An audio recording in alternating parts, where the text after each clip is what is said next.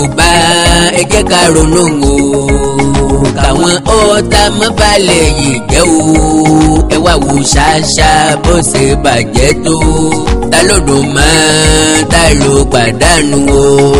Yorùbá ẹ jẹ́ ká ronú o káwọn ọ̀tá mọ́ balẹ̀ yìí jẹ́ o ẹ wá wo ṣáṣá bó ṣe bàjẹ́ tó ta ló dùn mọ́ ta ló pàdánù o.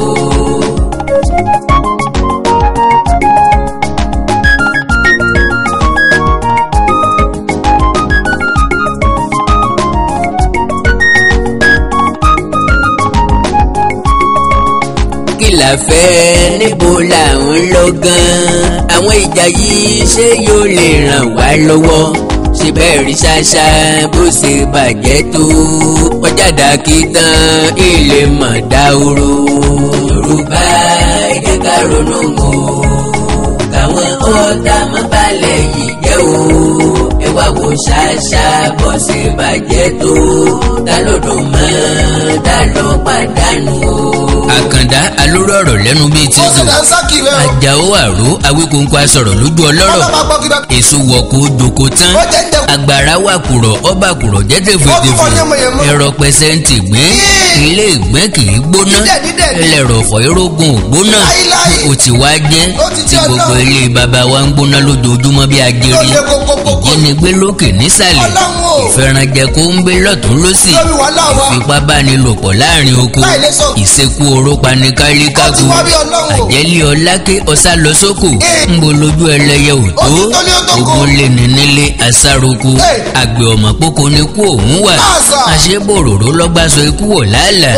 ìsúlẹ̀yìn Yorùbá látìgbà ìwáṣẹ̀ ogun Fúlàní tó gba Ìlọrin Àfọ̀njá mọ́ wa lọ́wọ́ tó tún fẹ́ gba gbogbo ilẹ̀ Yorùbá pátá gbà tó dá ogun Fúlàní padà lóṣogbo kí ló dé tí wọn ò já fẹ̀dọ̀ lórí òróǹro ìgbìrìn ọ̀tẹ̀ bá ti ń pàkan nìkan rú ogun bòròró ogun tí ń jà níjò ogun ajínigbé ogun afẹranjẹko olóko ogun Fúlàní ogun bẹ̀lẹ́sì bòròró kọ̀ ó lóun ò ní túbá ìran Yorùbá sì déjúmọ́lé àbọ́sódì wọ́n ń pa Àmọ̀tẹ́kùn wọ́n ń pa fìjìláńtẹ́ ẹnìkan ṣoṣo péré ẹni Yorùbá fẹ́ kó dájagun kó ṣẹ́gun bẹ́ẹ̀ sì rí akíkanjú kan ò lè dógun sẹ́ bí ọ̀bá sá látìlẹ́yìn fún bínú wa ti ń dùn pa àjàjà ṣẹ́gun gàngàn àfi tún níjàgbọ́n tó rú jáde nìbàdàn máa dòró sùn Haúsá bá ṣáṣá jẹ́ wọ́n sọ ṣáṣá dahoro ẹ̀mí ṣòfò wọ́n jólé bẹ́ẹ̀ ni wọ́n sọ jáde àtàn nítorí èdè àìyedè tí ò tó náà gó kí ló dé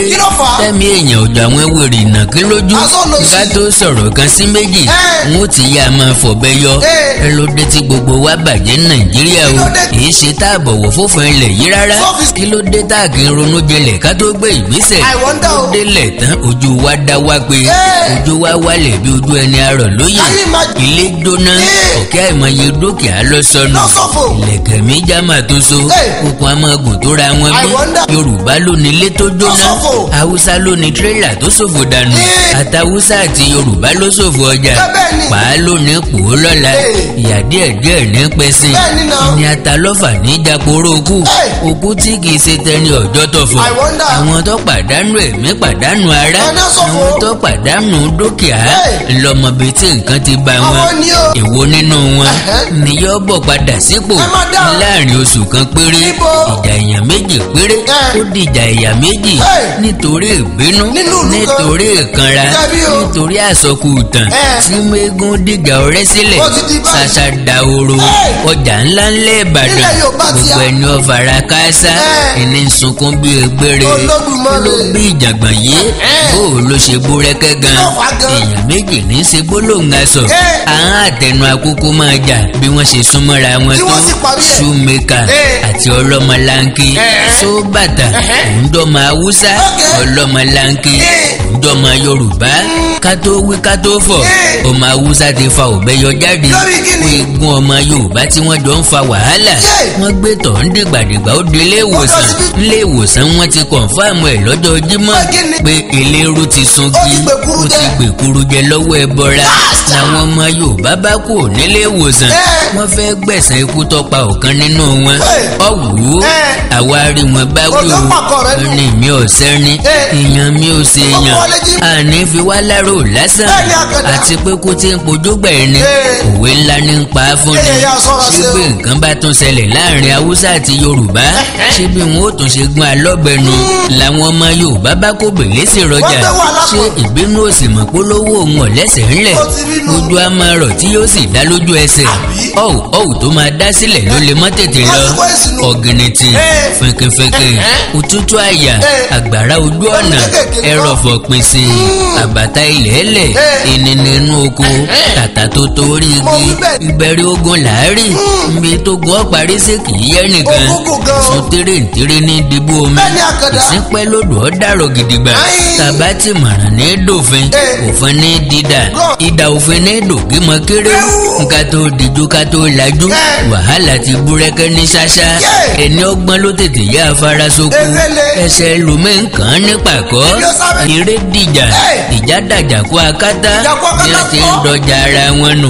bẹ́ẹ̀ ni wọ́n ń ba nǹkan ara wọn jẹ́ káwé káfọ̀ káwé o ìjàngbọ́n fòkú ò lọ́jà ló di tààrin ìgboro Haúsá ń dọdẹ Yorùbá kiri Yorùbá ń dọdẹ Haúsá ẹ̀mí púpọ̀ ló ṣòfò wọ́n bẹ̀rẹ̀ sí ní léra wọn kiri gbogbo àwọn àdúgbò tó yí ṣáṣáká níjọba ìbílẹ̀ Akínyẹlé wọ́n jó ṣọ́ọ̀bù wọ́n jólé kanlẹ̀ pápá wọn ti sọjà dàtàn èèyàn bíi 6 ló sáré pàdánù ẹ̀mí eré mọ níwọ̀n aṣàgá àwàdà mọ níwọ̀n aṣègbè eré wàhálà àtìjàngbọ̀n òun náà lẹ́rí wọ̀nyí o wo ilé wo ìlú bó ṣe dàbí ojú ogun ohun tí máa ń dùn èmi Àkàndá ni wípé a tún padà parí ẹ̀ wọn ó tún ọjà kọ́ yóò di business as usual then kí la wá gbẹ̀san sí ṣe ti wá gbà pẹ̀lú Àkàndá pé ẹ̀yà kankan ò lè kó láàrin wa èmi ṣe bí pátápátá là á fọ́jú kùnàkùnà là á dẹ́tẹ̀ lọ́yẹ ká fi ṣe ní ìdènà tí n ò fẹ́ lè tẹ̀lé agitator kankan for now orí polórí burúkú ni wọ́n padà sẹ́yìn ni àbí ńgbẹ́ bá gbà pé ẹ lè dá sí ẹ ráwọn èèyàn tó kù bí ẹni tí ò nípa tìpín ń bẹ̀ tẹ láwọn ọba aládé wọ̀ jẹ́ nǹkankan Àkàndá tẹ nítàgbà òwúlò láìsí strategy láìsí àlàkalẹ̀ kankan tá a kàn ń pariwo Odùduwà republic ta ní sọ pé ìdìbò lè wáyé ní 2023 ìmọ̀ dàlóhùn bó ti gbọ́n mọ́ ní o Ládọjà ti darapọ̀ mọ́ APC Gbénga Daniel ti darapọ̀ mọ́ APC Iyọlá Omiṣore ń bẹ níbẹ̀ Àlàó Akálà àti bẹ́ẹ̀ lọ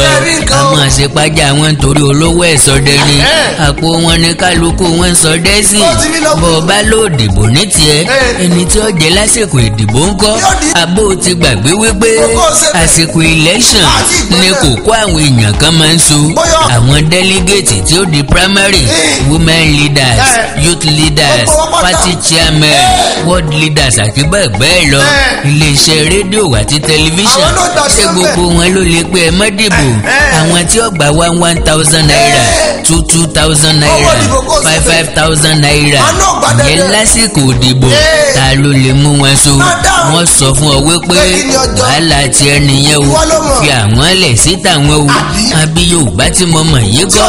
irú ìjàngbọ̀n wo ló lè dí ìdìbò 2023 lọ́wọ́ nílẹ̀ Yorùbá tàbí lẹ́niwíà ìjàngbọ̀n tí yóò di rògbòdìyàn tí yóò dogun tí ọ̀pọ̀ ẹ̀mí ó sùn tí dúkìá olówó iyebíye ó ṣòfò tíjọba wá kéde state of emergency tí wọ́n bá ṣí wọn lẹ̀ kí wọ́n tún bẹ̀rẹ̀ ìjà kíjọba wá kó mobile police àti sọ́jà ni wọ́n kó wọn dà sáàrin ìgboro ìyẹn ló lè dé ìdìbò 2023 lọ́wọ́ o ló lè sọ pé kí ìdìbò ọ̀sẹ̀ ìwáyé ní ilẹ̀ Yorùbá irú ẹ̀yà wo ló lè láwọn ò ní dìbò tí wọn ò sì ní dìbò ní gbogbo ilẹ̀ Yorùbá ti tóbi tó Mọ̀dákẹ́kẹ́ nìkan ni nílẹ̀ tòní tó mọ́ o ní wọ́n bá laago ní Mọ̀dákẹ́kẹ́ pẹ́ nìkan kan ò gbọ́dọ̀ jáde dìbò lọ́la o mo fi Ọlọ́run ọba búra dáadáa ẹyẹ ò ní jáde ntọ́ bá sì bá lẹ́nu ọmọdé ńlọ bá lẹ́nu àgbàlagbà mo dákẹ́kẹ́ àkọ́ráyè I love them with passion kánígbẹ́nu mo dákẹ́kẹ́ ṣe kù ńlẹ́nu ọmọ Yorùbá kò ní Yorùbá ò ní ní ṣòro kíkú òjòlọ́pọ̀ gbọ́ tí wọ́n fi dá mi nù lẹ́nu o kílẹ̀ gbé kalẹ̀ tó lè rọ́pò ìbò dídì sẹ́ni tí ń ṣèjọba lọ́wọ́ tàbí tí ń jẹ nínú ìjọba tí ń bẹ lóde tàbí tí ń wọ̀nà láti díje ńlẹ́ sọ fún pé no election ní 2023 kò sí májíìkì kankan tó lè ṣẹlẹ̀ bí ọ̀bá ní sí election ní 2027 àti ìsìn lolójú jíjìn wa ni yóò ti tètè máa mú ẹ̀kọ́ ẹ̀sùn ká liberate àwọn èèyàn wa ká educate wọn ká sọ adùn tí ń bẹ nínú òmìnira Yorùbá ká tún restructuring yẹ́bẹ́yẹ́bẹ́ ká tẹpẹlẹ mọ́ kíkéde òmìnira Yorùbá gbogbo wa ló ní ipa pàtàkì tá a lè kó tí ó sì bára mu ńbo la wà gan ńbo la dúró sí kí là ń fẹ́ ọ̀nà wo la là kalẹ̀ tá a fẹ́ rìn ibo là ń lọ kí la fẹ́ lọ ṣe ṣáà ti pèsè sílẹ̀ bá a bá débẹ̀ ṣáà mọ̀nà tá a fẹ́ gbà ta là ń tẹ̀lé lọ ta ni Mósè ta ni Árónì ta lolùṣọ́ àgùntàn ta ni alábòjútó wa ìní àkàndá ọ̀sẹ̀sẹ̀ máa sọ mọ̀kàn tó ń tẹnu mọ́ ni pé Yorùbá tí mò ń wò yìí ò ní bẹ́ẹ̀ lọ ṣápítà yìí ò lè pé oṣù mẹ́ta mọ́ á close ẹ̀ á mú òmí tuntun kí ni síkírìtì àwọn Fúlàní bó ni wọ́n ṣe ríṣẹ́ ibi wọn ṣe láṣeyege wọ́n á strike wọ́n á forí mù wọ́n á ṣe ibi tán á sì wá wọn tì wáyé tí wọ́n fi ń rìnrìn lọ́wọ́ ìjọba gbogbo Nàìjíríà ni wọ́n ti ń dáàbò bo Fúlàní bí ẹyin ojú ni wọ́n ń kẹ́ wọn ọlọ́pàá ni o sọ́jà ni o wọn ò fẹ́ kéèrà orin Fúlàní kí ni síkírìtì àwọn Yíbò tí wọ́n fi ń rí nǹkan wọn ṣe jù wá lọ kí ni mistake ọmọ Yíbò mistake ẹyọ kan tí wọ́n ṣe ni pé ilé ńláńlá tí wọ́n ń kọ́ sí Èkó sí Àbújá wọn Aba Enugu Onitsha Anambra ló yẹ kí wọ́n lọ rí kọ́ wọn sí bí wọ́n ṣe ń dìvẹ́lọ́pù Èkó dìvẹ́lọ́pù Àbújá wọn Anambra Enugu àti bẹ́ẹ̀ bẹ́ẹ̀ lọ ló yẹ kí wọ́n lọ sọ di mega city àṣeyọrí wọn ni pé wọ́n gbà fẹ́ nìkan Nnamdi Kanu àbẹ́ gbọ́rí báwọn ọmọ Yíbò ṣe ń kówó jọ fún Nnamdi Kanu iṣẹ́ kínní ṣe ó sì ń gbé bùkátà tó lọ́rìn ó rìnrìn àjò káàkiri nítorí àwọn ẹ̀yà rẹ̀ wọ́n ní vision wọ́n ní mission wọ́n ní strategy wọ́n ní target Yorùbá ò ní pẹ́ béèrè àkáǹtì lọ́wọ́ olóyè Sunday Igboho wọ́n ní kó wá sàkáǹtì owó tí àwọn dá fún ìdí ni pé Yorùbá ò mórè wọn ò sì lè ṣoore kí wọ́n fojú fò wọ́n á lóṣù torí tí wọ́n bá ṣe ni Fúlàní ń tẹ̀lé ìtàn àti àrọ́bá ìrandíran wọn èròǹgbà Uthman Dan Fodio tí Ahmadu Bello gbìyànjú ṣùgbọ́n tí ò rí ṣe wọ́n gbàgbé díẹ̀díẹ̀ àwọn àríṣe Fúlàní ò nílé kan pàtó bẹ́ẹ̀ ni wọn ò ní kọ́ńtírì wọ́n gbogbo ẹ̀sìn wọ Nàìjíríà wa ni wọ́n pa ọ̀kẹ́ àìmọye ọba Haúsá wọ́n fi Fúlàní rọ́pò wọn ìtọ́sẹ̀lẹ̀ nílọrin ńlọ́sẹ̀lẹ̀ láàrin ìlú Òkè Ọya Ìlọrin tó jẹ́ ilẹ̀ Yorùbá Fúlàní lọ́ba wọn Emir of Ìlọrin Emir Kebbi kì í ṣe Haúsá Fúlàní ni Emir Kano Emir Katsina Sultan of Sokoto gómìnà ìpínlẹ̀ Jigawa ti Gombe ti Taraba Yobe Nasarawa Borno Kaduna Kano Zamfara Katsina àti Sokoto Fúlàní gbogbo wọn èròǹgbà wọn ni wípé wọ́n fẹ́ gba gbogbo South títí dé gbèrí òkun Islamization agenda pẹ̀lú Fulanization agenda wọ́n fẹ́ gbin ìlú sáàrin wa kó lè bá a rọrùn fún wọn láti kógun jà wá at any time bí ó bá rí bẹ́ẹ̀ kí ló dé tíjọba Buhari ń sọ̀pọ́ọ̀tì wọn àkọ́kọ́ with grazing road nílẹ̀ tiwa nínú igbó tiwa nínú oko tiwa ṣé bí Yorùbá lọ wọ́n bọ̀ wọ́n ní owó kì í fún òwò lọ́rùn kí ló gbé ìjọba pẹ̀lú ẹran sísìn èèlò ni wọ́n ń gbà lówó orí lọ́wọ́ wọn bísínẹ́sì tí wọ́n ní why so much interest from the government ṣé Nàìjíríà nìkan ni wọ́n ti ń sin ẹran ni why tíjọba àpapọ̀ òṣòfin ranches for the fact wípé ìjà Fúlàní darandaran pẹ̀lú àwọn àgbẹ̀ ó ti mú ẹ̀mí ọ̀pọ̀ ènìyàn lọ àti wípé yóò máa fa ọ̀wọ́n gógó oúnjẹ àbí ńgbẹ̀ ìrú bá ń bá àwọn àgbẹ̀ láti lọ sóko tàbí tí wọ́n ń fi ẹran jẹko wọn àbí ńgbà tó jẹ́ wípé ẹran ní ń jẹ èrè oko tiwọn even pẹ̀lú bíjọba ṣe rí i pé ọ̀pọ̀ Fúlàní darandaran wọ̀nyí ló lóró náà ni ló níkà nínú wọn á mọ̀ọ́mọ̀ da ẹran wọko olóko torí pé wọ́n ní ìbọn lọ́wọ́ pẹ̀lú ọ̀pọ̀ nǹkan ìjà olóró ọ̀pọ̀ ń wú pákí fún ẹran wọn jẹ wàhálà àti ìdààmú lójoojúmọ́ ìjọba sì mọ̀ wípé ọ̀nà àbáyọ kan ṣoṣo tí ń bẹ níbẹ̀ lè yí pé ó ní màálù ó mú màálù so lẹ́yìn grazing route tá a gbà níjọba tún yọjọ́ Karuga settlement jáde tí wọ́n ní káwọn local government kọ̀ọ̀kan kí wọ́n mọ fún Fúlàní darandaran ní 30,000 acres of land gbogbo ẹ̀ nílẹ̀ wa ìgbà tá a ti gba Ruga settlement níjọba ti gbà wípé ìtọ́ba lè ṣẹlẹ̀ kọ́ mọ́ ṣẹlẹ̀ lọ tágẹ́ẹ̀tì wọn ni láti gba ilẹ̀ kí wọ́n wá jẹ gàba lórí àwọn tó nílẹ̀ dojúmọ́ ni wọ́n sì ń pọ̀ sí àjẹ́ńdà wọn àwọn ẹ̀yà Ìgbò ní tiwọn èròǹgbà ọkàn wọn ni pé wọ́n sá àwọn tì wọ́n fi ẹ̀tọ́ àwọn dùn wọ́n àwọn kan fẹ́ kí wọ́n sọ̀nù presidency sí ọ̀dọ̀ àwọn kan fẹ́ ya kó lára Nàìjíríà bọ̀tì bí wọ́n bá ti jẹ pírẹsidẹ́ǹtì wọ́n gbàgbé Biafra ṣùgbọ́n méjèèjì ni wọ́n ń pọ̀ sí papọ̀ dojúmọ́ ni wọ́n ń ṣiṣẹ́ takuntakun láti mú àlá wọn ṣẹ ẹnu Fúlàní pẹ̀lú Haúsá ló kojú ẹnu àwọn Yíbò kò wọ́n sì gbà fún ẹni tí í ṣe aṣíwájú wọn Yorùbá nìkan ni ó gbà fúnra wọn ìwọ òjò èmi òjò mi ni wọ́n ń bá ká ìwọ làgbà èmi làgbà ìjẹ́ kílé tí baálé bá pé pọ̀ ogún géré kálukú ni yóò fẹ́ jẹ mọ́gàjì ilé bàbá tiẹ̀ ká níbi tá a ti níjọba ni bí wọ́n ṣe gógá ìyẹn lọ́bẹ̀ ní ṣáṣá ó yẹ kí wọ́n lọ fi ẹjọ́ sun àwọn ọlọ́pàá ni àwọn ọlọ́pàá ni yóò gbé ìgbésẹ̀ wọ́n fi ọwọ́ òfin mú ọ̀daràn bọ̀tì bí èèyàn bá dánrú rẹ̀ wò ọlọ́pàá lè sọ pé two fighting ni tàbí kí wọ́n ní kí wọ́n kóra wọn kúrò lọ́dọ̀ àwọn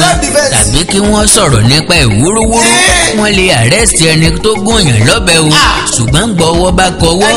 wọn ò fi ilẹ̀ padà ìdí ni wípé wọ́n ń dìfẹ́ǹdì àwọn Fúlàní wọ́n ń dìfẹ́ǹdì àwọn Haúsá ni nǹkan tó dùn èmi jù nínú ìṣẹ̀lẹ̀ ṣáṣá ni pé gómìnà Ṣèyí Mákindé ó disappoint gbogbo ọmọ Yorùbá pátá láti dìsẹ́ńsó lò láti máa wá ṣerékì ṣáṣá lọ sáàfin ẹ̀ òun àtàwọn gómìnà mẹ́rin látòkè Ọya Ganduje ti Kano Matawale ti Zamfara Abubakar Bello láti Niger àti Atiku Bagudu láti ìpínlẹ̀ Kebbi wọ́n ní àwọn fẹ́ mọ ibi tí nǹkan dé dúró yẹn ní ṣáṣá láti mọ nǹkan tí wọ́n fẹ́ ṣe àtúnṣe sí who is Seriki ṣáṣá ta ní jájá mọ́ṣáláṣí kí ló jẹ́ ta ló gbé níbo ló ti ń jábọ̀ tí ò lókùn lọ́rùn kí ló dé tí Ṣèyí Mákindé fi wá wọlé wáyé tí ọgbà àwọn gómìnà ọ̀hún lálejò sí government house l'Ágòdì wọ́n wá pàṣẹ fún Seriki pé kó máa bọ̀ lọ́dọ̀ àwọn ní gbólóǹgbé méjì mẹ́ta kan láti bá sọ àwọn gómìnà márààrún ti wà níkàlẹ̀ kí Seriki ṣáṣá ó tó ṣẹ̀ṣẹ̀ jáde pẹ̀lú ìgbéraga ní tó yàn án bọ̀ àwọn gómìnà lókù tí ń retí Seriki ìwọ̀sí ẹ̀gbìn ìdálẹ̀ gbogbo yẹn tán alákatá ń sanwó ṣàwálẹ̀ torí pé wọ́n ní ká má sọ̀rọ̀ kí wúrẹ́ ó sì máa dọ́sùn jẹ lọ́wọ́ ẹni ṣé kò mọ̀ wípé kí wọ́n ń bọ̀ tẹ́lẹ̀ ni kí ni Seriki jámọ́ kí ni tó gbójúlé gan bẹ́ẹ̀ ó ní bàbá ń gbẹ́jọ́ ni bàbá rẹ̀ ń bẹ ní Àbújá ọ̀sẹ́jọ́ lọ́wọ́ ẹni tó sùn yẹ̀rẹ̀ láì kífà ẹni ó fi Ṣàngó sun rárá lọ́jẹ̀bi àkùkọ wa ló fi ogbe tó dùn fún kọ̀lọ̀kọ̀lọ̀ ìran Yorùbá ló sọ àgbàdo mọ́fùrọ̀ tá a fi dá láwàdà adìẹ this is the high time kẹrù ọmọ rẹ̀ lẹ́rú kí wọ̀fà ọmọ rẹ̀ ní wọ̀fà kíjòyè ó yé ṣe bí ọba Àkàndá alóró ọ̀rọ̀ lẹ́nu lẹ́nu bíi tẹ́jọ́ mo kéda ọ̀rọ̀ mi bákọ̀ ẹ mọ̀ mi mo tún lè fayọ láìpẹ́ rárá àní rírú ìṣẹ̀lẹ̀ ṣáṣá mọ́ lágbára Ọlọ́run gbogbo ẹbí tó pàdánù ọmọ ẹkú ara fẹ́ra o Ọlọ́run ó fòfò rẹ̀ mẹ́ gbogbo ẹni tó ní dúkìá tó ṣòfò bọ̀tì ogun tá a bá ní parí ká má wulẹ̀ bẹ̀rẹ̀ rẹ̀. Juplam Charity, an umbrella body for Juplam Health, Education and Empowerment Services Incorporated, United States of America, is a faith-based non-profit charity organization committed to the quality of life in impoverished communities across Africa, Asia, South America, North America, and beyond. We advance the gospel of Jesus Christ for the salvation of souls among our wide spectrum of services. Our charity services include setting up clinics, blood donation centers, and training facilities in underserved communities struggling with outbreaks and healthcare access, creating environments where peace and coexistence abide. We also save vulnerable mothers and children by providing education, immunization, birth kits, and mobile health clinics. Working closely with our partners, government agencies, local churches, NGOs, and other organizations that specialize in disaster relief, we equip facilities with critically needed medicines and supplies. We also send supplies to mobile teams to reach people who have no other access to medical help. We are also involved in Bible distribution, soul winning, Bible study, teaching, and prayer meetings. These and more are what we can achieve with your support and donations. To support Juplam Charity, please call +1 612 512 9313, +1 612 512 9313, or email info@juplamcharity.org. For more information, please visit our website www.juplamcharity.org. Follow us on Facebook at Juplam Charity and Twitter at JuplamC. Juplam Charity, quality of life for people. ẹ láìkì kẹ́ fọ́lù péjì mi lórí Facebook Àkàndá Ọ̀rọ̀ Àwíkóńkó ẹ sọ̀scribe sí YouTube channel mi Àkàndá Ọ̀rọ̀ Àwíkóńkó. ẹ̀yin tẹ́ ẹ bá fẹ́ ọ́díò iṣẹ́ mi orí Telegram nìkan lẹ́ẹ̀tì máa rí gbà ó rọrùn láti máa pín lórí WhatsApp mọ́ bàbá sì ní a create group lórí WhatsApp àwọn èèyàn ká miss yóò sí ẹ darapọ̀ mọ́ mi lórí Telegram +1 937 969 0257 +1 937 969 0257. ẹ̀yin tẹ́ ẹ bá ní Telegram application ẹ lọ sí Google Play Store ẹ download ẹ tẹ́ ẹ bá wá ní nǹkan tẹ́ ẹ fẹ́ bá mi sọ ẹ já sọ̀rọ̀ lórí WhatsApp +234 904 851 9362 +234 904 851 9362. èdè àti àṣà Yorùbá ò ní parun orílẹ̀-èdè Yorùbá ò ní dàrú ìlú ẹnì kọ̀ọ̀kan wa yóò tòrò mẹ́nẹ́mẹ́nẹ́ àjùwà ṣe wò.